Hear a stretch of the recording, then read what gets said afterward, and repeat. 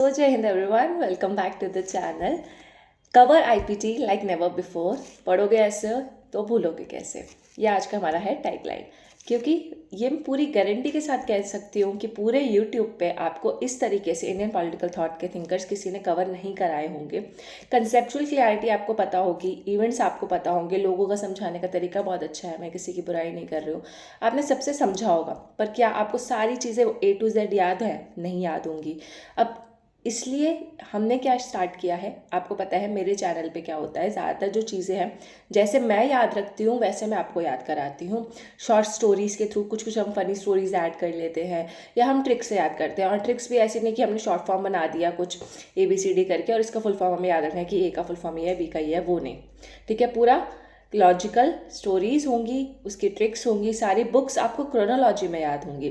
ज़्यादातर सारे के सारे थिंकर्स 95% ऑफ द थिंकर्स हम उनके मेन जो कीवर्ड्स हैं, उनके इवेंट्स हैं, और जो बेसिकली ये जो है इसमें हम बुक्स याद करेंगे। तो आपको ये जो सीरीज़ है वो काम आएगी रिवीजन के टाइम पे। अभी आप देख लो, और एग्ज़ाम से 1-2 दिन पहले अगर आपको IPT रिवाइज करना है, सिर्फ 2 लेक्चर आप देखोगे और आपको शायद 2x स्पीड में देख लेना, आपको पूरा का पूरा IPT रिवाइज हो जाएगा इसी 2-3 लेक्चर जो अब आएंगे।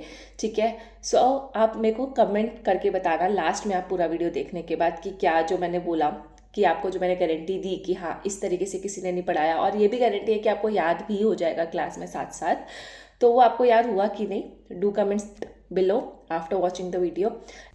So study IPT like never before. Let's begin our this initiative. This is helpful for everyone, UGC NET JRF, CET PG, or whatever exam you are preparing for, in which you have to study Indian political thought and its thinker, especially PSIR or CUET UG, right? So let's begin. सो आज का thinkers start करने से पहले हम मनुस्मृति और अगनसुत्ता के बारे में थोड़ा थोड़ा समझ लेते हैं। इसकी मैंने ऊपर कोई कोई स्लाइड्स नहीं बनाई है, बस क्योंकि ये रिवीजन कोर्स है तो मैंने बस थोड़ा सा सोचा कि स्टार्टिंग में बता दूं। तो मनुस्मृति में आपको पता है ये 12 चैप्टर्स हैं, ये धर्मशास्त्र का पार्ट है। इसमें 4 वर्णों के बारे में बताया गया है। वो 4 वर्ण आपको पता है कौन कौन से, ब्राह्मण, क्षत्रिय, वैश्य और शूद्रास। फिर इसमें 4 गोल्स ऑफ लाइफ की बात की है, जिसमें धर्म, अर्थ, काम और मोक्ष। फिर 4 स्टेजेस ऑफ लाइफ की बात की गई है मनुस्मृति में। यही सारी चीजें हैं जो हमारे पेपर में आती है। 4 स्टेजेस कौन सी होती है? ब्रह्मचर्य होता है। ब्रह्मचर्य के बाद हमारा ये गृहस्थ जीवन शुरू हो जाता है। फिर वानप्रस्थ आ जाता है, जिसमें हम जंगल में चले जाते हैं। ठीक है, एंड देन संन्यास वाला जीवन जो 75 से 100 ईयर्स तक चलता है। ठीक है, फिर इसके अलावा उन्होंने 16 संस्कार की बात की गई है मनुस्मृति में। मनुस्मृति को फर्स्ट लॉ गिवर बोला जाता है, मतलब मनु को फर्स्ट लॉ गिवर बोला जाता है।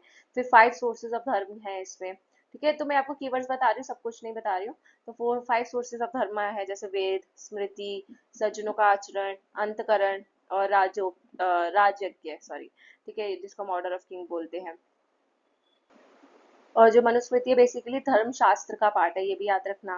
धर्मशास्त्र के अलावा इसमें हम अगर पूछा जाए कि अगर जो मनुस्मृति है क्या वो राजधर्म या स्टेट क्राफ्ट की बात करता है, तो यस, राजधर्म और स्टेट क्राफ्ट की बात करता है।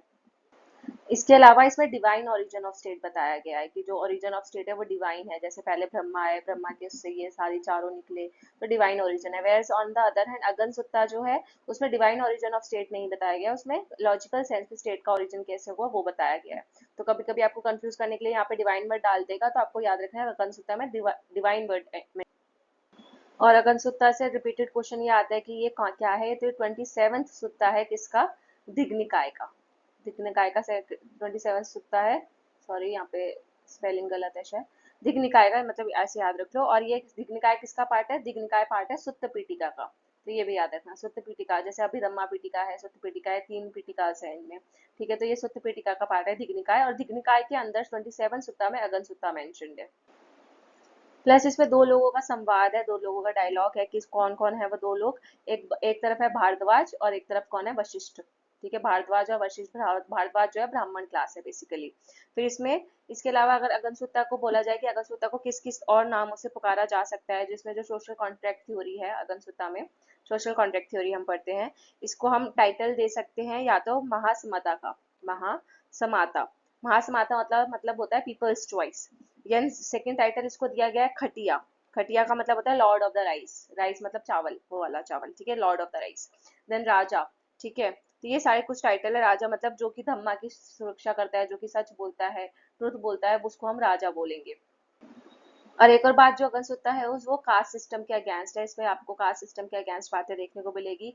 फिफ्थ कास्ट का इन्होंने बताया, फिफ्थ कास्ट कौन सी होती है, एक्सकेटिक्स। एक्सकेटिक्स क्या है, एक्सेक्टिव्स मतलब वो लोग जो कि अपना घर बार छोड़ के चले जाते हैं और संन्यास ले लेते हैं, ठीक है, और अपना मतलब ऐसे सब कुछ जो मोह माया त्याग देते हैं वो, ठीक है। तो चार कास्ट इसमें बताई थी, ब्राह्मण, क्षत्रिय, वैश्यास और शूद्रास, और फिफ्थ कास्ट अगनसुत्ता में बताई गई जो कि थी एक्सकेटिक्स की। उसके अलावा इसमें ओरिजिन ऑफ स्टेट तो बताया है, साथ ही साथ ओरिजिन ऑफ लाइफ भी बताया है अगनसुत्ता में, ठीक है। एंड इसके अलावा उन्होंने दो टाइप ऑफ ब्राह्मण्स की बात की है, एक होते हैं हमारे झाइकास, झाइकास जिसको जो कि फॉरेस्ट में रहते हैं, ठीक है, फॉरेस्ट में रहने चले जाते हैं, और एक होते हैं अझाइकास, मतलब ए लगा दो बस उसके नाम के आगे।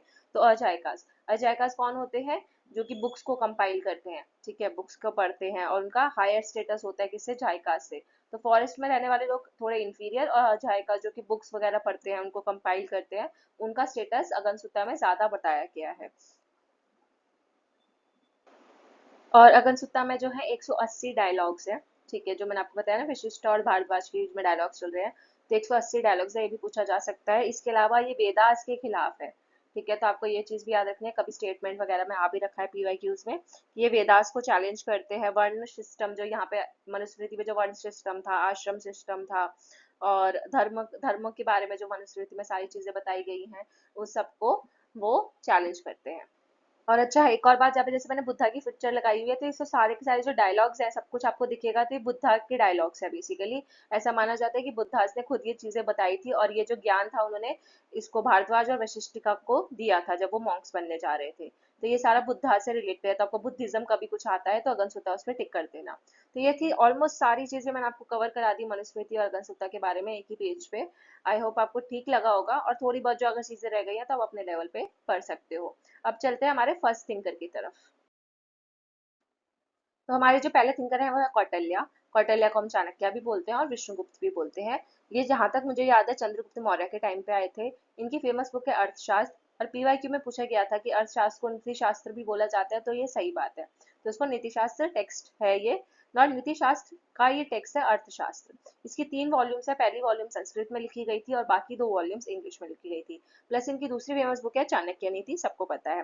कौटिल्य जो थे कहाँ पढ़े थे, वो पढ़े गए मतलब उन्होंने पढ़ाई की थी अपनी तक्षशिला यूनिवर्सिटी में। तो ये आपका जो पेपर बना हायर एजुकेशन उसका भी पार्ट हो गया, और आपको ये पता भी होना चाहिए।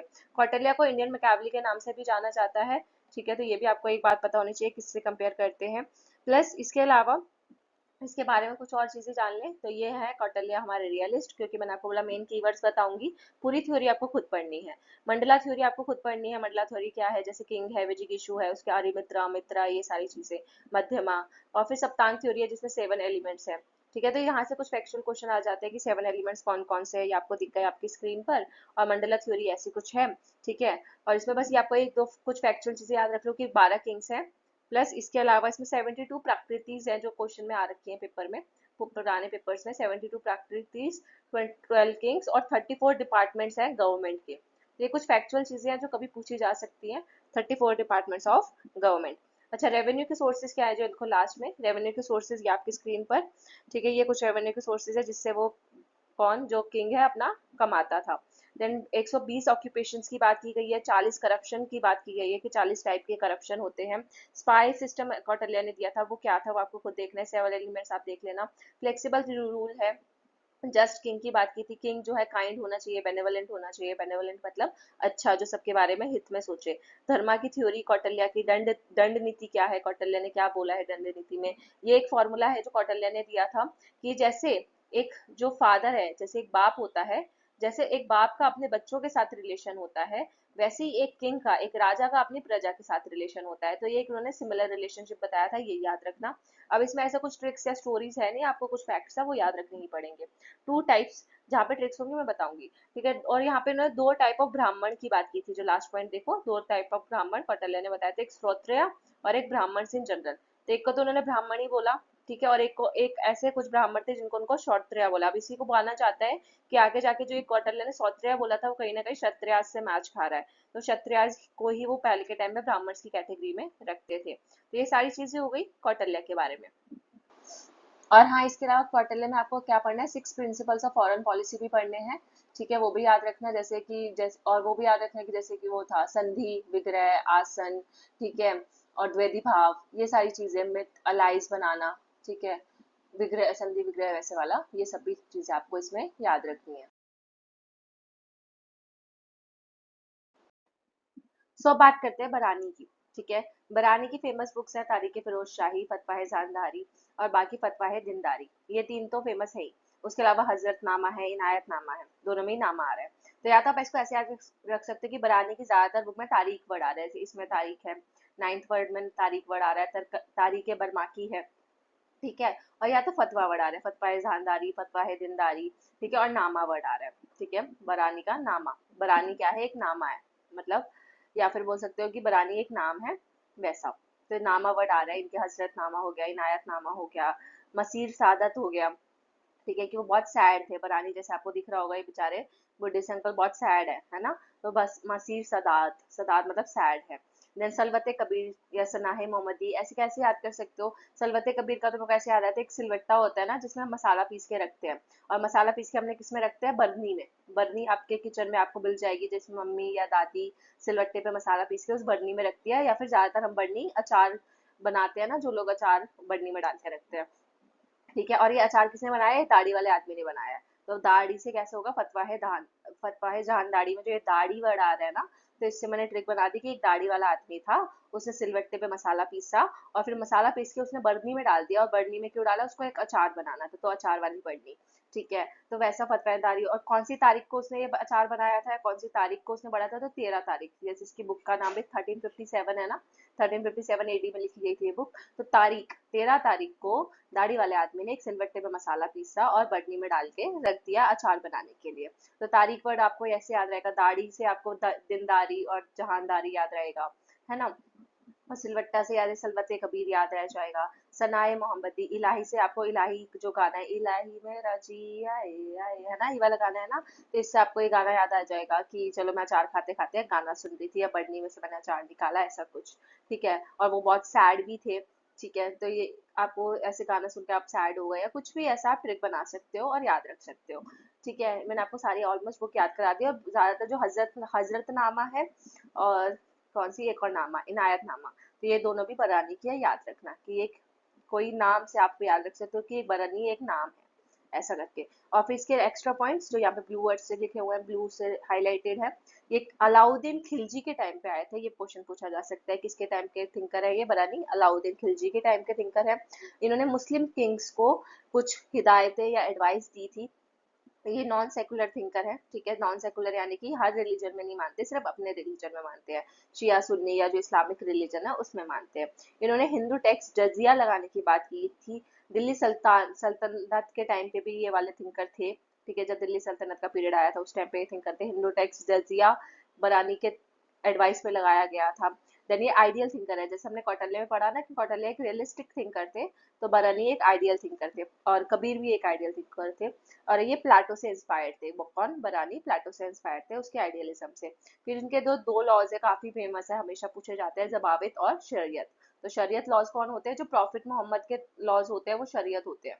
और जवाबित कौन से होते हैं, जवाबित हमारे स्टेट लॉज, ठीक है। और तो इसमें वो अपने जो किंग है या जो सुल्तान है उसको वो एडवाइस करते हैं कि जो शरीयत है वो सुल्तान को अपने पर्सनल लाइफ में तो फॉलो करना है, ठीक है।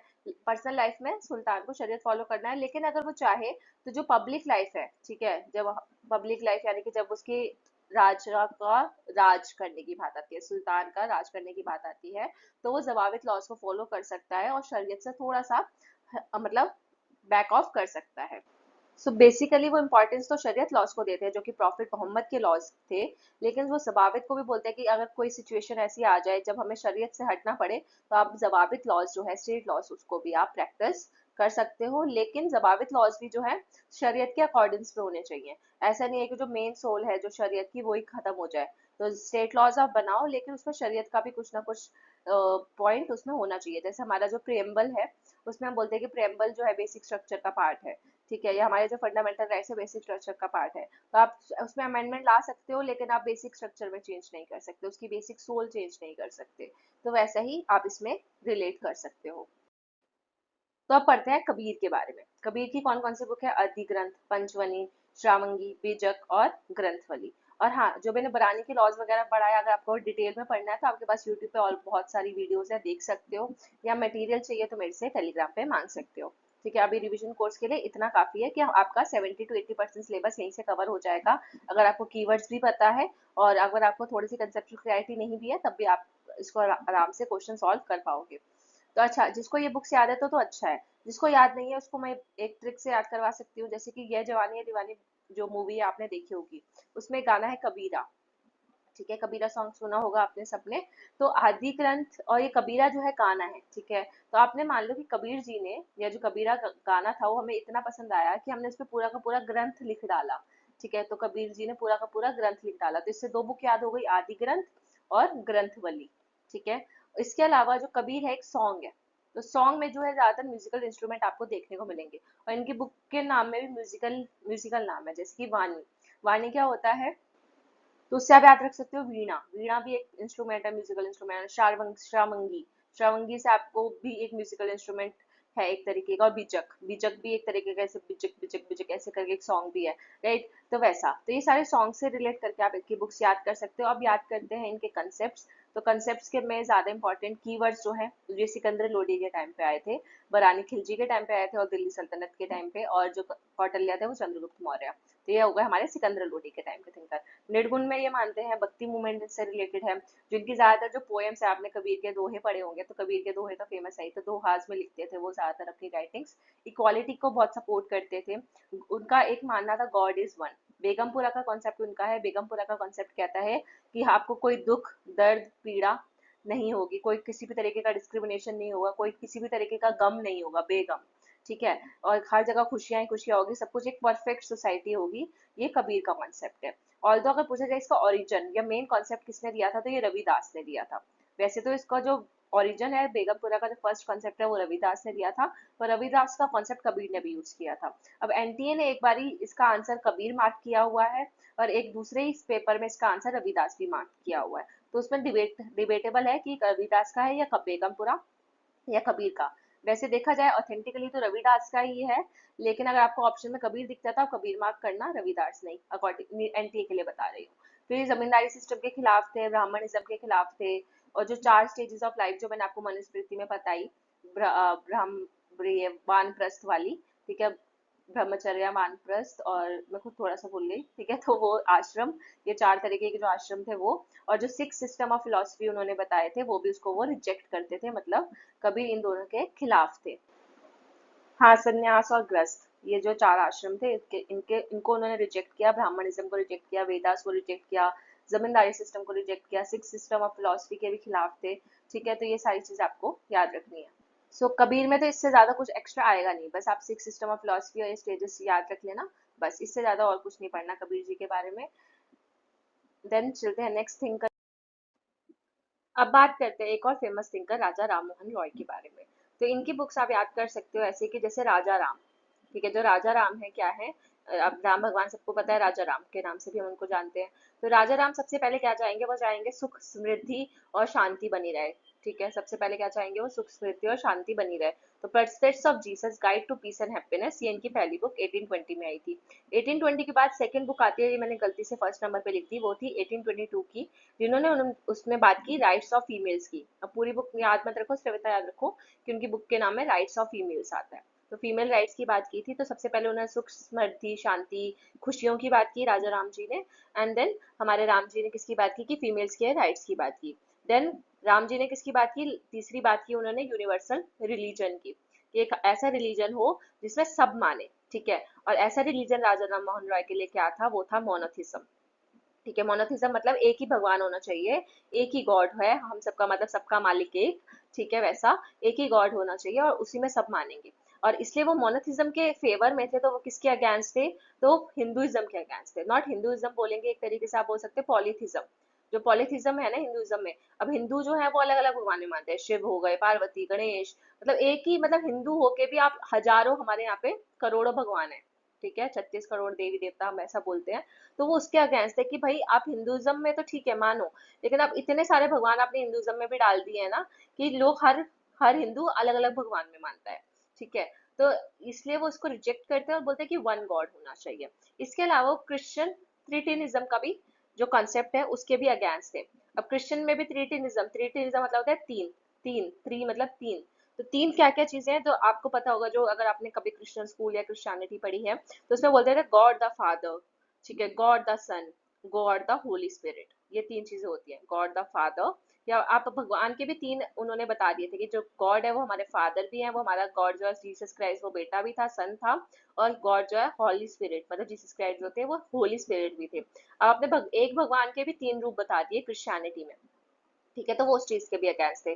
तो कौन से रिलीजन में मानते थे अगर आपसे कभी पूछा जाए तो मोनोथिज्म में मानते थे। ये हो गई एक बात। देन फोर्थ बुक इनकी पढ़ते हैं, exposition of revenue and judicial system. तो राजा राम जी ने लास्ट में किसकी बात की, चलो अब हो गया, चलो सुख शांति खुशियां भी आ गई, फीमेल्स को राइट भी मिल गए, उन्होंने यूनिवर्सल रिलीजन भी स्टैब्लिश कर लिया, फिर लास्ट में उन्होंने बात की अच्छा चलो जस्टिस की भी बात कर लेते हैं, तो उन्होंने रेवेन्यू सिस्टम और जुडिशियल सिस्टम के ऊपर भी एक बुक लिखी। तो सबसे ऑब्वियसली सबसे पहले उनके लिए इंपॉर्टेंट क्या था, रिलीजन इंपॉर्टेंट था, खुशियां इंपॉर्टेंट थी फीमेल्स के लिए। अब खुशियां भी ऐसे मान के चलो कि उनके लिए किसकी खुशियां ज्यादा इंपॉर्टेंट थी, फीमेल्स की, तो सेकंड बुक उन्होंने लिखी फीमेल्स के ऊपर। तीसरी उनके उन्होंने बात की रिलीजन की, और जो रिलीजन ये सब चीजें हो गई तो लास्ट में उन्होंने बात की रेवेन्यू सिस्टम और जुडिशियल सिस्टम की। अब इसके बारे में थोड़ा बहुत और, मोनोथिज्म मैंने आपको बता दिया वो यूनिवर्सल रिलीजन मोनोथिज्म था।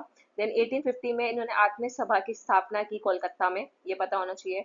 1871 में पहा पाठशाला हिंदू कॉलेज एट कोलकाता, बहुत बारी, कम से कम 10 बार ये क्वेश्चन रिपीट हुआ है, या तो पेपर 1 में रिपीट हुआ है या पेपर 2 में, कि हिंदू कॉलेज कोलकाता का किसने स्टैब्लिश किया था। तो हिंदू कॉलेज जो कोलकाता में है वो राजा राम मोहन की देन है। अब कभी हो सकता है कि हिंदू कॉलेज की जगह आपको महापाठशाला लिखा आ जाए कि महापाठशाला एट कोलकाता, तो कंफ्यूज नहीं होना, हिंदू कॉलेज को ही पहले महापाठशाला बोला जाता था। आत्म सभा इसके लिए, ब्रह्म सभा या ब्रह्मो समाज के लिए, नट ब्रह्म समाज, ब्रह्मो सभा के लिए राजा राम मोहन राय को जाना जाता है 1828। और संवाद कौमुदी जो कि एक बंगाली वीकली थी, बहुत कम लोगों को अगर पता होगा शायद इसके बारे में, 1821 में, ठीक है, तो 1821 में संबत कौमुदी इनकी बंगाली वीकली थी जो आई थी। तो राजा राम मोहन रॉय आपको पता है रॉय से ये बंगाली थे, ठीक है, तो बंगाली से आपको याद रखना है, कौमुदी एक बंगाली वर्ड है। तो संवाद कुमुदी बंगाली वीकली थी किसकी, राजा राम मोहन रॉय की। ब्रह्म समाज और आत्म सभा, महापाठशाला, हिंदू कॉलेज कोलकाता, मोनेथिज्म, ये कुछ कॉन्सेप्ट्स हैं जो आपको कीवर्ड्स याद रखने हैं। वैसे राजा राम मोहन राय तो बहुत बड़े, मतलब बहुत बड़ा कॉन्सेप्ट है, इनकी बहुत सारी चीजें हैं और भी याद रखने के लिए, पर इस वीडियो में सिर्फ इतना ही। नेक्स्ट चलते हैं दूसरे थिंकर पे। अब हम पढ़ते हैं हमारी first female feminist of India जो कि है हमारी पंडिता रमाबाई। इनकी बुक्स हर बार पूछी जाती है और इनके लाइफ इवेंट्स पूछे जाते हैं कि कब इन्होंने क्या किया, क्या कहाँ पे गई, वगैरह वगैरह। पहले बात याद कर लेते हैं इनकी बुक याद कर लेते हैं, सॉरी। तो इसमें हमने सबसे पहले पंडिता रमाबाई ने बात की धर्म की, ठीक है, तो हमारे लिए सबसे पहले ऊपर क्या आता है, हमारा धर्म सबसे ऊपर आता है। तो ऐसे याद रखो कि हमारा धर्म सबसे ऊपर आता है, एक वो भी स्त्री का धर्म, ठीक है। तो स्त्री धर्म नीति हो गई हमारी, ऐसे पहली बुक की धर्म सबसे ऊपर आता है, तो फर्स्ट बुक उनकी हो गई स्त्री धर्म नीति 1882 में। अब एक साल के अंदर वो जो स्त्री थी, मतलब मान लो स्त्री कौन, पंडिता रमाबाई, वो अपना धर्म को अपना, मतलब धर्म का पालन करते करते इतनी परेशान हो गई एक साल के अंदर अंदर कि वो रोने लगी कि यार अब मुझसे नहीं हो पाएगा, ये जो स्त्री के धर्म जो हमारी सोसाइटी ने बना रखे कि स्त्री को ऐसे रहना है, ऐसे रहना है, या बाहर नहीं जा सकती, पढ़ नहीं सकती, ये सब मुझसे नहीं हो पाएगा, ठीक है। तो वो रोने लगती है, बस एक साल में वो उनकी मतलब बस हो जाती है, एक लिमिट क्रॉस हो जाती है कि इससे ज्यादा मैं धर्म का पालन नहीं कर सकती, ठीक है। अब यहाँ पे धर्म थोड़ा नेगेटिव सेंस में आप याद कर सकते हो, और पॉजिटिव सेंस में याद करने के लिए मैंने आपको बता दिया कि हमारा धर्म जो सबसे ऊपर आता है, लेकिन जो स्त्री का धर्म होता है वो ऐसा इतना मुश्किल होता है कि वो एक साल तक भी उसको नहीं सह पाई और वो रोने लगी। एक साल क्यों बोल रही हूँ, क्योंकि 1882 के बाद एक साल के अंदर अंदर उन्होंने दूसरी बुक लिखी थी 1883 में, the cry of Indian women. अब सबसे ज्यादा रोती कौन है, तो उन्होंने देखा कि सबसे ज्यादा लो कास्ट वुमेन नहीं, हाई कास्ट वुमेन, जो वो भी हाई कास्ट में जो हिंदू वुमेन है ना, उनको सबसे ज्यादा प्रताड़ना सहनी पड़ती है, सबसे ज्यादा तो स्ट्रगल, सबसे ज्यादा एक्सप्लॉयटेशन तो उनके साथ हो रहा है। तो सबसे ज्यादा कौन रो रही है, क्राई कौन कर रहा है सबसे ज्यादा, तो धर्म का पालन करते करते रोने लगी, और रो कौन रहा है, सबसे ज्यादा रो रहा है हाई कास्ट हिंदू वुमेन, सबसे ज्यादा रो रही है, ठीक है। तो ये बुक लिखी उन्होंने 1887 में, 4 साल बाद। तो 4 साल उनको लग गए ये समझते समझते कि हाई कास्ट वुमेन के साथ ज्यादा एक्सप्लॉयटेशन होता है या लो कास्ट के साथ। तो उन्होंने 4 साल के बाद एक और बुक लिखी 1887 में, हाई कास्ट हिंदू वुमेन। तो अगर आपको सिर्फ फर्स्ट डेट याद है ना, तो आपको बाकी डेट्स भी ऐसे याद हो जाएंगी कहानी से, ठीक है। और क्योंकि डेट्स भी पूछी जाती है इसलिए मैं आपको ऐसे याद करा रही हूँ। Then high caste Hindu women के बाद आती है हमारी पीपल ऑफ यूएसए। अब उन्होंने बोला कि भाई बहुत हो गया, मुझसे नहीं सहन होगा, यहाँ पे तो हिंदू वुमेन में हाई कास्ट भी परेशान है, तो मैं यूएसए चली जाती हूँ। तो सब कुछ परेशान होकर छोड़ छाड़ के वो चली जाती हैं यूएस से। तो उनकी फोर्थ बुक हो गई पीपल ऑफ द यूएसए 1889 में, जो कि उन्होंने 2 साल बाद लिखी। ठीक है, तो आप ऐसे याद कर लो कि वो 2 साल बाद यूएसए चली गई। हाई कास्ट के जब बारे में उन्हें पता चला तो 2 साल के अंदर अंदर वो अपना बोरिया बिस्तरा बांध के चली गई यूएसए। फिर से 2 साल बाद उनका एक बंगाली मतलब एक न्यूज़पेपर आता है, ये भी एक पीवाईक्यू है इसलिए मैंने डाला है, मुक्ति प्रियर बेल। ठीक है, तो मुक्ति प्रियर बेल क्या है, कोई बुक नहीं है, मुक्ति प्रियर बेल इनका न्यूज़पेपर है जो 1901 में आया था। तो 2 साल के अंदर अंदर, तो यहाँ पे भी आप याद कर लो 1 साल, यहाँ पे 4 साल, यहाँ पे 2 साल, या फिर लास्ट में फिर से 2 साल, दो दो, 2 बार 2 आ गया है ना। 1889 के बाद 1901 में मुक्ति प्रियर बेल इनका न्यूज़पेपर शुरू होता है। देन इनके याद कर लेते हैं इनके कुछ लाइफ इवेंट्स। लाइफ इवेंट्स सबसे पहले 1882 में इन्होंने स्थापित किया आर्य महिला समाज पुणे में। फिर 1883 में वो आर्य महिला समाज, आप देख लो जब इनका स्त्री धर्म नीति आया था तभी इन्होंने अपने धर्म का पालन करते हुए आर्य महिला समाज बनाया। कहाँ बनाया, पुणे में बनाया, ऐसे याद रख लो। 1883 में जब वो रोने लगी, ठीक है, 1883 में क्राई ऑफ इंडियन वुमेन, तो जब वो रोने लगी तो जो उन्होंने बहुत देखा कि अब मैं मतलब रोने लग गई एकदम, तो वो क्रिश्चियनिटी में कन्वर्ट हो गई कि अब मुझसे और हिंदू वाला जो ये जो सिस्टम है ना, इतना पेट्रियार्कल सिस्टम है, यहाँ पे इतना दबाया जाता है औरतों को, वो मुझसे नहीं हो पाएगा। और रोते रोते उन्होंने क्या किया कि भाई क्रिश्चियनिटी में कन्वर्ट हो जाती हूँ, अब मुझसे नहीं और होगा। तो उन्होंने क्रिश्चियनिटी में कन्वर्ट हुई 1883 में, तब उन्होंने लिखी थी क्राई ऑफ इंडियन वुमेन, और इनका नाम बदल के उन्होंने कर लिया पंडित रमाबाई से मैरी रामा। ठीक है, और इनको फिर 1886 में क्या हुआ, वो यूएसए चली गई, राइट। तो 1889 में उन्होंने पीपल ऑफ द यूएसए लिखी थी। तो अगर यूएसए के बारे में अगर उनको कोई बुक लिखनी है तो कोई कभी तो वो यूएसए में जाके रही होंगी। तो यहाँ पे 9 का उल्टा कर दो 6। ठीक है, 9 का उल्टा आपने किया 6, और 6 से आपको याद रहेगा 1886 में वो यूएसए गई, और जब 6 को उल्टा किया तो 9 में जाके उन्होंने इसके बारे में बुक लिख दी। और वहां पे उन्होंने अटेंड किया क्या, graduation from the women's medical college. तो वुमेन्स मेडिकल कॉलेज से उन्होंने ग्रेजुएशन की। ठीक है, यहाँ पे शायद वर्ड गलत यूज हो गया है, यूएसए से उन्होंने वुमेन्स मेडिकल कॉलेज से ग्रेजुएशन की, और ये फिलाडेल्फिया में थी ऑफ आनंदीबाई जोशी। और यहाँ पे आनंदीबाई जोशी से वो मिलती है, फिलाडेल्फिया में आनंदीबाई जोशी भी थी उस टाइम पे, वो भी वुमेन्स मेडिकल कॉलेज में। ऐसा माना जाता है कि वो फर्स्ट इंडियन डॉक्टर थी, फर्स्ट वुमेन इंडियन डॉक्टर थी जो भारत के देश में मतलब लोगों का इलाज कर रही थी। फिर 1890s में उन्होंने मुक्ति मिशन की स्थापना की कैदगांव विलेज में। तो ये भी पूछा गया है कि मुक्ति मिशन की स्थापना कब हुई थी, कहाँ हुई थी, तो कैदगांव विलेज में मुक्ति मिशन की स्थापना हुई थी, जो जिसको हम पंडिता रामाबाई मुक्ति मिशन के नाम से भी जानते हैं। फिर 1889 में शारदा सदन आता है। ठीक है, तो शारदा सदन पहले आएगा, मुक्ति मिशन बाद में आएगा। तो शारदा सदन जो था उनको हम होम फॉर लर्निंग भी बोलते हैं। ये चौपाटी मुंबई में एक जगह है, जूह चौपाटी आपने सुना होगा मुंबई में। तो चौपाटी मुंबई में इन्होंने शारदा सदन की स्थापना की 1889 में। अब याद रखो कि आप इससे रिलेट भी कर सकते हो कि जो पीपल ऑफ द यूएसए वाली बुक है 1889 की, और जो शारदा सदन है वो एक ही टाइम पे आया है। तो अब दो चीजों को रिलेट करोगे तो याद ज्यादा चांसेस है कि ज्यादा याद रहे। 1889 में पीपल ऑफ यूएसए और शारदा सदन ये। मैंने आपको क्रोनोलॉजी तो याद करा दी, अब डेट्स आपको थोड़ा बहुत खुद याद रखना पड़ेगा। 1919 में आपको पता है रामाबाई को केसरे हिंद का मेडल मिला था ब्रिटिश गवर्नमेंट से। तो केशर हिंद का आपको पता है 1999 में क्या हुआ था, जलियांवाला बाग मास्कर हुआ था। तो जलियांवाला बाग के टाइम पे जब ये जलियांवाला बाग हो रहा था, और उस टाइम पे इनको क्या मिल रहा था, रामाबाई को केसरी हिंद का मेडल मिला ब्रिटिश गवर्नमेंट की तरफ से। और एक और बात यहाँ पे याद रखना है कि इनको ये केसरी हिंद का मेडल क्यों मिला था, क्योंकि इन्होंने वुमेन्स एजुकेशन पे बहुत काम किया था, जिससे ब्रिटिशर्स ने खुश होके इनको ये मेडल दिया था। और पंडिता का टाइटल किसने दिया था, पंडिता का भी जो टाइटल था वो दिया गया था इनको किस चीज के लिए, for being a Sanskrit scholar. ठीक है, तो ये भी क्वेश्चन आ रखा है कि पंडिता का टाइटल उनको किस चीज के मिला था, कि क्योंकि वो पंडित थी, कि वो ब्राह्मण फैमिली से बिलोंग करती थी, क्या इसलिए उनको पंडिता रामाबाई बोला जाता था, नहीं, क्योंकि वो एक संस्कृत स्कॉलर थी इसलिए उनको पंडिता बोला जाता था। और यहाँ पे अगर कभी पूछा जाए कि पंडिता रमाबाई को सरस्वती का टाइटल किसने दिया था, तो सरस्वती का जो टाइटल था या पंडिता टाइटल दोनों ही वो संस्कृत स्कॉलर के लिए दिया गया था, कि वो संस्कृत स्कॉलर थी। पर सरस्वती का जो टाइटल था उन एक यूनिवर्सिटी यूनिवर्सिटी ऑफ कलकत्ता।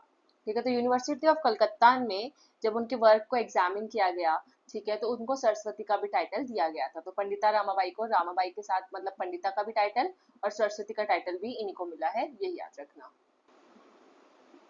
और यहाँ पे एक और इम्पॉर्टेंट बात, जो हिंदू कास्ट वुमेन है वो इंग्लिश में लिखी गई है, ठीक है। और बाकी जितनी बुक्स है, स्त्री धर्म नीति हो गया, क्राई ऑफ इंडियन वुमेन हो गया, पीपल ऑफ यूएसए हो गया, ये सारी बुक उन्होंने मराठी लैंग्वेज में लिखी थी, ये याद रखना। ठीक है। आपको कभी पढ़ के लगेगा कि अच्छा, तो cry of Indian women English का नाम है तो इंग्लिश में लिखी होगी, नहीं, मराठी में लिखी है। पीपल ऑफ यूएसए तो पक्का इंग्लिश में लिखी होगी क्योंकि यूएसए है, तो नहीं, बिल्कुल भी नहीं, मराठी में लिखी है। ठीक है। सिर्फ हाई कास्ट हिंदू वुमेन ऐसी बुक है जो उन्होंने इंग्लिश में लिखी थी। ठीक है। तो high caste Hindu women English और बाकी सब मराठी में लिखा है। और एक और बात, ये जो न्यूज़पेपर है, जैसे मैंने आपको बताया कि मुक्ति मिशन 1890s में आया था, तो उसी के टाइम पे 1901 का न्यूज़पेपर है, तो इसलिए मैंने बोला कि शारदा सदन पहले आएगा और फिर मुक्ति मिशन जो है उनका इवेंट बाद में आएगा। तो पहले शारदा सदन बनाया था, फिर मुक्ति मिशन शुरू किया था कैदगांव में, और इसी न्यूज़पेपर में वो मुक्ति मिशन की बात करती थी अपने। ठीक है। तो मुक्ति प्रेयर बेल जो न्यूज़पेपर है वो मुक्ति मिशन से रिलेटेड है। एक और चीज, जो उन्होंने बाइबल थी, क्योंकि वो क्रिश्चियनिटी में कन्वर्ट हो गई थी, तो बाइबल को किसने ट्रांसलेट किया मराठी में? तो मराठी में ट्रांसलेट किया था बाइबल को पंडिता रमाबाई ने। ओरिजिनली जो बाइबल थी वो किससे ट्रांसलेट की गई थी? ग्रीक और हिब्रू, क्योंकि जो कि क्रिश्चियनिटी की लैंग्वेज है। ग्रीक और हिब्रू में ये बाइबल थी और उससे उन्होंने मराठी में ट्रांसलेट किया था। तो ये सिंपल सी बात, ये भी याद रखनी है। तो आई डोंट थिंक सो मैंने कुछ भी छोड़ा है। बहुत इंपॉर्टेंट सारा चीजें पंडित रमाबाई की कवर करा दी है। इतना भी पढ़ के जाते हो तो आप कोई भी क्वेश्चन टैकल कर पाओगे, और ट्रिक से याद रखना जो मैंने आपको बुक्स की क्रोनोलॉजी की ट्रिक्स बताई। बाकी किसी की ट्रिक्स तो मुझे नहीं आई समझ कि कैसे इसको याद कराऊं, लेकिन आपको मैंने जो हो सका उसको रिलेट कर दिया, और बुक्स को मैंने आपको क्रोनोलॉजी में कहानी से याद करा दिया। जिसको याद नहीं हुआ आप दोबारा से एक बारी पीछे करके फिर से वीडियो देख सकते हो। तो अब बात करते हैं विवेकानंद की। विवेकानंद की ज्यादातर जो बुक है उनके नाम में आ रहा है योगा। ठीक है। तो आपको योगा से भी याद रखना है कि विवेकानंद को योगा करना बहुत पसंद था, और वो उसी से आनंदित होते थे, विवेक आनंद, है ना। तो आनंद होते थे, किससे हमें खुशी मिलती थी? योगा करके खुशी मिलती थी। तो अब इसको क्रोनोलॉजी में याद करते हैं, अगर कभी क्रोनोलॉजी में आ जाए तो सबसे पहले आता है एक राजा, राजा का योग। ठीक है। योगा यहाँ पे वो वाला योगा नहीं है, पर यार राज योग अगर आपने सुना होगा वो है यहाँ पे योग। ठीक है। क्योंकि अभी इंग्लिश में हम ए वर्ड लगा देते हैं जब हम उसको कन्वर्ट करते हैं। तो राजा का योग सबसे पहले बताया विवेकानंद जी ने कि राजा का कर्म क्या होता है। ये हमारी हो गई कहानी शुरू। तो राजा सबसे पहले आएंगे, फिर राजा का कर्म क्या है।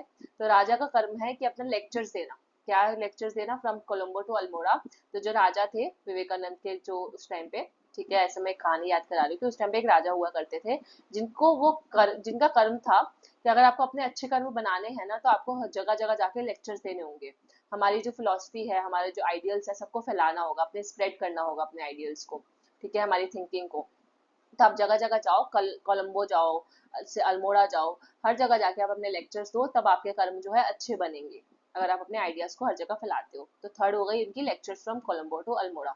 अब वो लेक्चर्स देकर आए, अब लेक्चर्स किसको देंगे? तो देंगे वो जन को। जन मतलब कि हम, प्रजा। जन होता है ना, जन। ठीक है। वो जन मतलब होते हैं हम। तो जन, तो लेक्चर्स किसको दे रहे हैं? वो जन को। ठीक है। तो जन योग, ये फोर्थ बुक। एंड देन जब उन्होंने ये सब कुछ कर लिया, तो लास्ट में वो क्या हो गए? जो राजा थे वो खुद के मास्टर खुद बन गए, माय मास्टर।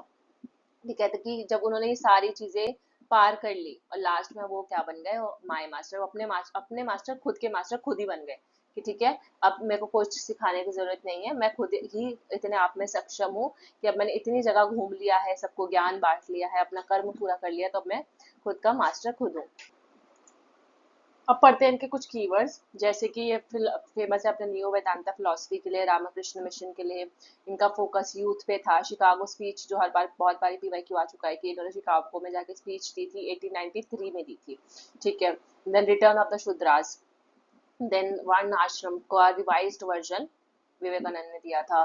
सोल की बात की थी, स्पिरिचुअलिटी की बात की थी, दरिद्र नारायण की बात की थी। विवेकानंद का दरिद्र नारायण का कॉन्सेप्ट क्या कहता है कि मतलब दरिद्र, दरिद्र यानी कि वो क्या? पुअर, जो एकदम लाचार व्यक्ति है, उसके पास बेचारे के पास कुछ नहीं है खाने के लिए। तो अगर आप एक दरिद्र की सेवा कर रहे हो, तो इसका मतलब आप नारायण की सेवा कर रहे हो। नारायण मतलब भगवान, गॉड। ठीक है। तो अगर आप अपने दरिद्र के, मतलब अगर गरीबों को दान दे रहे हो, गरीबों की सेवा कर रहे हो, तो कहीं ना कहीं इनडायरेक्टली आप भगवान की सेवा कर रहे हो। ऐसा वो अपने लोगों को ये शिक्षा देते थे। और फिर नियो वेदांता फिलोसफी आपको खुद डिटेल में पढ़नी है। और नियो वेदांता फिलोसफी जो है उन्होंने रामकृष्ण परमहंस से ली थी। तो बेसिस जो है नियो वेदांता फिलोसफी का रामकृष्ण परमहंस से है, लेकिन विवेकानंद ने इस थ्योरी को और ज्यादा पॉपुलर किया। अच्छा, नियो वेदांता की जगह अगर लिखा है नियो हिंदुइज्म, तो वो भी सेम ही मतलब है, नियो हिंदुइज्म भी। या नियो हिंदुइज्म की जगह लिखा हो हिंदू यूनिवर्सलिज्म, तो वो भी सेम होगा। और ग्लोबल हिंदुइज्म लिखा हो तो भी सेम है, मतलब नियो वेदांता फिलोसफी के ये 3 नाम है, global Hinduism, neo Hinduism, Hindu universalism, ये सब।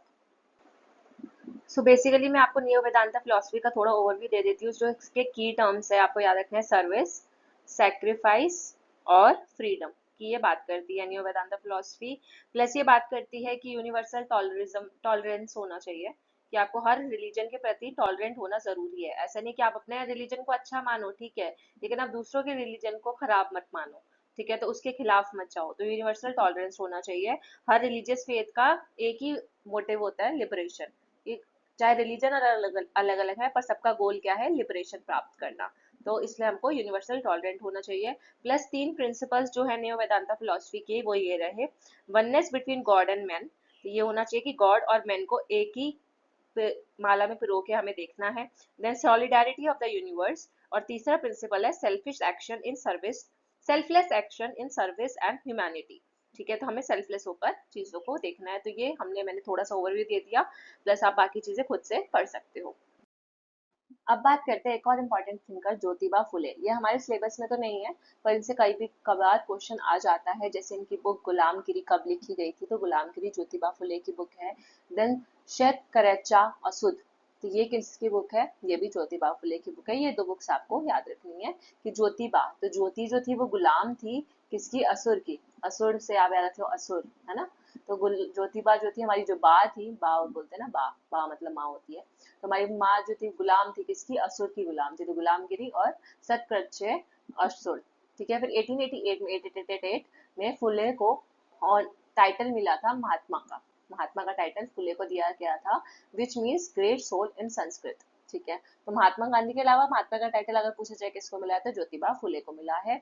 इसके अलावा इनका सत्यशोधक समाज जो है 1873 में, जिसकी सत्यशोधक समाज की इन्होंने स्थापना की, कहाँ की थी, पुणे में। तो जब गुलामगिरी बुक लिखी थी उसी टाइम इन्होंने सत्यशोधक समाज की भी स्थापना की, और विडो रिमैरिज की भी इन्होंने बात की थी। बस इस सो अब बात करते हैं ईवी रामास्वामी नायकर की, जो कि आपको नाम से ही पता चल रहा है कि एक साउथ इंडियन थिंकर है। तो कहाँ के हैं, तमिलनाडु के हैं। ठीक है, और इनको पेरियार के नाम से भी जाना जाता है। तो आपको दोनों ही टाइटल्स याद रखने हैं, या तो पेरियार लिखा हुआ आएगा या रामास्वामी नायकर लिखा हुआ आएगा। ठीक है, पेरियार टाइटल दिया किसने था, तो किसी पर्टिकुलर पर्सन ने नहीं दिया था, उनके फॉलोवर्स ने ही इनको ये टाइटल दिया था, क्योंकि वो उनके बहुत प्रिय थे, ऐसा माना जाता है। देन इनकी जो 2 फेमस वर्क्स हैं, किताबें तो नहीं, इनकी कोई नहीं है, पर इनके जो 2 फेमस वर्क्स हैं वो है खुदिया रसू, जो कि एक तमिल वीकली है, नाम से ही पता चल रहा है कि तमिलियन नाम है। ठीक है, तो खुदिया रसू तमिल वीकली थी, 1925 में लिखी थी। और 1925 में क्या हुआ था, सेल्फ रिस्पेक्ट मूवमेंट हुआ था। देन रिवॉल्ट, रिवॉल्ट क्या है, इनकी इंग्लिश जनरल है, 1928 में लिखी गई थी। तो इन्होंने ऐसा बोलो कि पेरियार ने खुद ही रिवॉल्ट कर लिया, खुद ही रिवॉल्ट कर लिया मतलब खुद ही रिवॉल्ट कर लिया। तो इंग्लिश रिवॉल्ट जो वर्ड है वो तो इंग्लिश है, तो आपको पता होगा इंग्लिश जनरल होगा ऑब्वियसली। तो 1928 इनके कुछ फेमस कॉन्सेप्ट्स, तो ये रैशनलिज्म की थ्योरी इन्होंने दी है। वुमेन इमेंसिपेशन की बात की है, वाइकम सत्याग्रह में इन्होंने पार्टिसिपेट किया था। सेल्फ रिस्पेक्ट मूवमेंट कब लड़ा गया था, 1925 में। सेल्फ रिस्पेक्ट मूवमेंट के 3 स्तंभ अगर आप बोलो, या 3 मेन गोल्स आपको पता होने चाहिए कि क्यों हुआ था। पहला, अबॉलिशन ऑफ ब्राह्मणिकल अथॉरिटी। तो क्या वो ब्राह्मणिज्म को अबॉलिश करना चाहते थे, तो नहीं, वो ब्राह्मणिकल अथॉरिटी को खत्म करना चाहते थे। वो ब्राह्मणों को नहीं खत्म करना चाहते थे, लेकिन जो ब्राह्मणों ने जो ये एक्सप्लॉयटेशन फैला रखा था ना, वो उसको खत्म करना चाहते थे। तो अगर कभी क्वेश्चन या ऑप्शन में ये आता है कि वो ब्राह्मणिज्म के खिलाफ थे या वो ब्राह्मणिज्म को खत्म करना चाहते थे, तो नहीं, वो ब्राह्मणिकल अथॉरिटी को अबॉलिश करना चाहते थे, ब्राह्मणों को नहीं खत्म करना चाहते थे। देन आपको याद रखना है कि वो बात करते हैं एम्प्लॉयमेंट इक्विटी फॉर वुमेन। तो वुमेन को भी इक्वल अपॉर्चुनिटी मिलनी चाहिए इन टर्म्स ऑफ एम्प्लॉयमेंट। तो ये भी सेल्फ रिस्पेक्ट मूवमेंट का दूसरा मुद्दा था। तीसरा मुद्दा उनका ये था कि रिवाइवल ऑफ द्रविडियन लैंग्वेजेस। तो जो द्रविडियन लैंग्वेजेस हैं जिनको खत्म होती जा रही है दिन पर दिन, ठीक है, एक्सप्लॉइट करा जा रहा है द्रविडियंस को, तो द्रविडियन लैंग्वेजेस को वापस लेकर आना। जैसे कि द्रविडियन लैंग्वेजेस में कौन सी आती है, तेलुगु, मलयालम, कन्नड़ और तमिल, ऑब्वियसली टीटीएम के। ठीक है, तमिल, तेलुगु, मलयालम और कन्नड़, ये द्रविडियन लैंग्वेजेस थी, और इसको वो रिवाइव करना चाहते थे। तो ये सेल्फ रिस्पेक्ट मूवमेंट के बारे में थोड़ी सी बातें। देन द्रविडियन मूवमेंट उन्होंने लड़ा, वो प्रीस्ट को बॉयकॉट करना चाहते थे। गुरुकुलम जो कंट्रोवर्सी है वो पेरियार की। तो अब थोड़ा सा कहानी सुनते हैं गुरुकुलम कंट्रोवर्सी की। बोर हो गए होगे इतना सारा याद कर करके भी। तो कंट्रोवर्सी क्या थी, गुरुकुल था। गुरुकुल मतलब होता है एक स्कूल। अब ये स्कूल कहाँ था, ये स्कूल था तमिलनाडु में। तमिलनाडु में एक जगह थी जिसका नाम था चन्नमा देवी। ठीक है, चंद्रमा देवी कभी लिखा हुआ आ सकता है कि चंद्रमा देवी कंट्रोवर्सी किससे रिलेटेड है, या चंद्रमा देवी गुरुकुलम कंट्रोवर्सी किससे रिलेटेड है, तो वो याद रखना। तो इसलिए मैंने आपको ये वर्ड भी बता दिया, वर्ड नहीं सॉरी, जगह का नाम है ये, डिस्ट्रिक्ट का, जहाँ पे ये गुरुकुल हुआ करता था। और ये गुरुकुल को जो फंड करता था वो कौन फंड करता था? तमिलनाडु कांग्रेस। ठीक है, तो उस टाइम कांग्रेस जो तमिलनाडु में जीती थी, तो तमिलनाडु कांग्रेस इसको फंड किया करती थी। अब क्या देखा पेरियार ने वहां पे, और उसके जो वहां पे जो उस स्कूल को चलाते थे वो थे अय्यर, वो बबीता अय्यर वाले, तारक मेहता वाले अय्यर। ठीक है, तो अय्यर जी इसको चलाते थे, लेकिन क्या होता था वहां पे, उन्होंने एक चीज देखी, जो ब्राह्मण बच्चे थे और जो नॉन ब्राह्मण बच्चे थे, उनको अलग अलग प्लेट में खाना सर्व किया जाता था। ब्राह्मण बच्चों को अलग बिठाया जाता था, नॉन ब्राह्मण को अलग, उनका खाना अलग होता था, उनकी प्लेट्स अलग रखी जाती थी। तो ये चीज पेरियार को बिल्कुल पसंद नहीं आई। उन्होंने बोला भाई ये क्या बात है कि स्कूल है, सब बच्चे पढ़ने आ रहे हैं, सबको आप इक्वली ट्रीट करो। तो उन्होंने कहा नहीं। ठीक है, अब इस बात पे कंट्रोवर्सी होती है, वो कांग्रेस के बाद ये मुद्दा लेकर जाते हैं, कांग्रेस भी नहीं सुनती, तो वे कांग्रेस के खिलाफ हो जाते हैं, फिर बाद में कांग्रेस को छोड़ भी देते हैं। तो ये थी गुरुकुलम कंट्रोवर्सी। और बाद में इसमें गांधी जी ने को भी जब पता चला, तो गांधी जी ने भी कोशिश की कि ऐसा भेदभाव नहीं होना चाहिए। ऑल्दो जो पेरियार थे वो कांग्रेस के खिलाफ थे, गांधी के खिलाफ थे, गॉड के भी खिलाफ थे। ठीक है, और वो काशी पिलग्रिमेज ऐसा एक इंसिडेंट हुआ था उनकी लाइफ में, जिसकी वजह से वो एथीस्ट मतलब होता है नास्तिक, तो वो नास्तिक बन गए थे। क्यों नास्तिक बन गए थे? क्योंकि जब वो गए थे एक बारी काशी यात्रा पे गए थे, तो वहां पे उन्होंने देखा कि दलितों के साथ ना बहुत अत्याचार, मतलब एक्सप्लॉइटेशन होता है, उनको ना टेम्पल एंट्री नहीं की दी जाती। ठीक है, जिसकी वजह से और वो दलित थे भी नहीं ऑब्वियसली, पर वो जब जाते हैं तो उनके साथ भी ऐसा भेदभाव होता है, उनको लोग दलित समझ के टेम्पल में एंट्री नहीं करने देते। ठीक है, तो इसी रीजन की वजह से वो ब्राह्मणों के भी खिलाफ हो गए थे, और इसी रीजन की वजह से वो नास्तिक भी बन गए थे। कि इसी तो अगर पूछा जाए कि कभी नास्तिक, ऐसा कौन सा इंसिडेंट हुआ पेरियार की लाइफ में कि वो नास्तिक बन गए, तो काशी पिलग्रिमेज हुआ था, या काशी इंसिडेंट बोल सकते हो। सो बेसिकली आप बोल सकते हो इस इंसिडेंट के बाद वो हिंदुज्म के भी खिलाफ हो गए। अभी तक जो हिंदुज्म को लेकर वो बहुत अच्छा मानते थे, रिस्पेक्ट करते थे, अब उन्होंने वो रिस्पेक्ट खत्म हो गई हिंदुज्म को की तरफ, ये चीज देखने के बाद कि यहाँ पे कितना अत्याचार हो रहा है और ब्राह्मण सिंह पे इतना अत्याचार कर रहे हैं। काशी पिलग्रिमेज के टाइम पे उन्होंने ये सारी चीजें नोटिस की। हमारे आज के लेक्चर के लास्ट थिंकर हैं मोहम्मद इकबाल, बाकी हम पढ़ेंगे नेक्स्ट लेक्चर में। तो पर्शियन में इन्होंने कुछ पोएटिक बुक्स लिखी थी, मतलब पोएट्री फॉर्म में ये बुक्स लिखी गई थी, वो ये 7 बुक्स हैं। ठीक है, इसके लिए ऐसा कोई ट्रिक नहीं है। देखो मैंने आपको बरानी की बुक्स तो याद करा दी, और दूसरे थिंकर आईपीटी में जो इस्लाम से बिलोंग करते हैं वो इकबाल, तो अगर आपको बरानी की याद हो गई तो बाकी सारी जो जितनी बची वो हो गई इकबाल की बुक्स। प्लस आपको याद होगा कि इकबाल का जो फेमस कॉन्सेप्ट है वो है खुदी का कॉन्सेप्ट, तो इनके बुक के नाम में खुदी और बेखुदी आ रहा है। ठीक है, तो आपको खुदी बेखुदी वाली बुक याद रखनी है, ज्यादातर यही 2 बुक्स पूछी गई हैं आज तक तो, लेकिन आप एक बार ये नाम भी पढ़ सकते हो। अब खुदी का कॉन्सेप्ट किससे रिलेटेड है? तो आपको वर्ड में ही समझ आ रहा है, खुद सी, आपका खुद ही है ना, तो खुद का कॉन्सेप्ट है, आपके खुद से रिलेटेड है ये कॉन्सेप्ट। खुद यानी कि इंडिविजुअलिटी, आपकी खुद की इंडिविजुअलिटी, सेल्फ। ठीक है, खुद मतलब होता है सेल्फ, या फिर ईगो वर्ड भी इन्होंने इसके लिए यूज किया था इसको समझाने के लिए। और यहाँ पे जो सेल्फ वर्ड है वो किससे रिलेट करते हैं? सोल से रिलेट करके समझाते हैं। और सोल भी वो किसकी बात करते हैं? सूफी लिटरेचर में जो सोल का जिक्र हुआ है, तो ये सूफी रिलेशन से, मतलब सूफी कैटेगरी से बिलोंग करते हैं मोहम्मद इकबाल, जिसमें वो खुदी का कॉन्सेप्ट देते हैं। तो यहाँ पे मतलब खुदी मतलब सेल्फिश होना नहीं है, खुदी का मतलब है आप अपने बारे में सोचो। ठीक है, अपने पोटेंशियल को पूरा हाई लेवल तक अचीव करो, अपनी स्पिरिचुअल ग्रोथ को अचीव करो। ठीक है, इंडिविजुअलिटी को अचीव करो, ये खुदी का कॉन्सेप्ट कहता था, स्पिरिचुअल ग्रोथ को अचीव। और वो कहते थे स्पिरिचुअल ग्रोथ को कैसे अचीव किया जा सकता है? तो ईगो सस्टेनिंग एक्ट्स के थ्रू हम स्पिरिचुअल ग्रोथ को अचीव कर सकते हैं। तो ऐसे एक्ट्स जो हमारे ईगो को सस्टेन करें, ठीक है, हमारे लिए अच्छे हो, उसको। और इसलिए अगर कोई ऐसा बंदा है जो अपने खुद के बारे में सोच रहा है, तो ऑब्वियसली वो किसके खिलाफ होगा? कॉमन सेंस भी लगाएं तो वो खिलाफ होगा कि आप जो लोग होते हैं ना, जैसे बुद्धिज्म वगैरह में कि सब कुछ त्याग देते हैं, मोह माया त्याग के एथीस्ट कह रहे सॉरी एस्केटिक्स बन जाते हैं और वो संन्यास ले लेते हैं, तो ये सारी खराब बातें हैं। आपको अपना खुद के बारे में सोचना है, स्पिरिचुअल ग्रोथ को मतलब अचीव करना है, लेकिन ईगो सस्टेनिंग एक्ट्स के थ्रू। लेकिन इसका मतलब ये नहीं है कि आप मोह माया से मुक्त हो जाओ, इस वर्ल्ड को छोड़ दो और संन्यास ले लो, ये सब नहीं करना है उस चीज के लिए। देन इसके अलावा ये बाकी बुक से आप एक बार नाम पढ़ लेना, बस ज्यादा कुछ है नहीं। जावेद नामा है, जबूर अजीम है, पाया में मशरिक है, पास छेद बैत कर दे, जो भी है वट एवर। फिर तो हिजाज से आप ऐसा रख सकते हो कि जो जो मुस्लिम औरतें वो हिजाब पहनती है ना, और मोहम्मद इकबाल जो है वो अपनी बीवी को हिजाब पहना देते थे। हिजाज वाली बुक हो गई, पाँच छेद बैयद ऐसे वाला कुछ याद रख लो, हो गया तो ठीक है। नहीं तो बस ये दो बुक है, खुदी बेखुदी वाली, वो ठीक है। देन इसके अलावा जो इनके फेमस कॉन्सेप्ट है वो इस्लामिक नेशनलिज्म की बात करते हैं, और मुस्लिम आइडेंटिटी को रिजॉल्व करने की बात करते हैं, शरीयत लॉज की बात करते हैं, खुदी का कॉन्सेप्ट देते हैं। और एक और वर्ड उन्होंने दिया था शाहीन। शाहीन का मतलब होता है ईगल। तो जैसे एक ईगल होता है ना, वैसे आपको बनना है, ठीक है। तो जैसे कि ईगल में एक स्पिरिट ऑफ फ्रीडम होती है, एम्बिशंस होते हैं, सेल्फ सोअरिंग एस्पिरेशंस होती हैं, तो वैसी सब चीजें वो शहीन का कॉन्सेप्ट भी ईगल से रिलेट करके देते हैं। तो ये का एक नया कॉन्सेप्ट है, अगर कभी आ सकता है पेपर में, मैंने डाल दिया, ठीक है। बाकी ये इस्लामिक नेशनलिज्म, इस्लामिक यूनिवर्सलिज्म, इन सब की बात करते हैं। वैसे तो और भी बहुत सारी चीजें हैं मोहम्मद इकबाल इकबाल के बारे में, यूनिवर्सलिज्म का जो कॉन्सेप्ट है वगैरह वगैरह, वो आप खुद भी देख सकते हो। हम मोहम्मद इकबाल की कुछ इंग्लिश की बुक्स देख लेते हैं। एक तो है development of metaphysics in Persia, और दूसरा the reconstruction of religious thought in Islam. PYQ में बहुत बारी पूछी गई है, मैथ्स द फॉलोइंग में फैक्चुअल क्वेश्चंस में, तो इसको आपको याद रखना है। इंग्लिश की है, और पर्शिया और इस्लाम से आपको याद रहेगा कि पर्शिया और इस्लाम इकबाल का है बस। देन इनकी कुछ बुक्स है, बुक्स उर्दू में जो बुक्स लिखी थी वो थी इलम उल इक्तिसाद 1903 की। देन बंगी दारा, ये भी पेपर में आ रखी है, 1924 की। ईयर याद नहीं रखना। बाल ए जिलबिल 1935 में, और जरीब ए कलीम 1936 में। तो जिसमें आई आई आ रहा है ना बीच में, आई यहाँ पे भी आई आ रहा है, यहाँ पे भी आई आ रहा है, और यहाँ पे उल आ रहा है, ठीक है। तो उल से उर्दू, ठीक है। तो ये आई आई आई, और ये वाली जो बुक है आई आई आई, और ये उल, ठीक है। तो ये सारी ऐसे याद रखो कि ट्रिपल आई और उल, तो ये सारी बुक्स इनकी थी उर्दू में, तो ऐसे आपको ट्रिक से याद रह जाएगा, ठीक है। डेट हमें याद रखनी नहीं है, और आपको पता है कि ये मुस्लिम किताबें हैं, तो ये उर्दू में है, और ये इकबाल की होंगी, क्योंकि इकबाल ही एक हमारे इस्लामिक थिंकर है। बरानी की तो मैंने सारी याद कराई दी थी।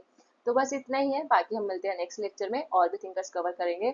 जो मेन थिंकर्स तो भी बाकी है, तिलक, औरबिंदो, टैगोर, है ना, और उसके अलावा गांधी, अम्बेडकर, इन सब की तो बहुत सारी बुक्स है, और जो हर बार पेपर में आती है वो भी मैं आपको क्रोनोलॉजी से याद कराऊंगी। So thank you so much for watching. एक बार जरूर से कमेंट करके बताना कि आपको ट्रिक्स कैसी लगी, याद हुआ कि नहीं, और ये पढ़ाने का तरीका आपको अच्छा लगा कि नहीं। सो मिलते हैं नेक्स्ट लेक्चर में, बाय बाय।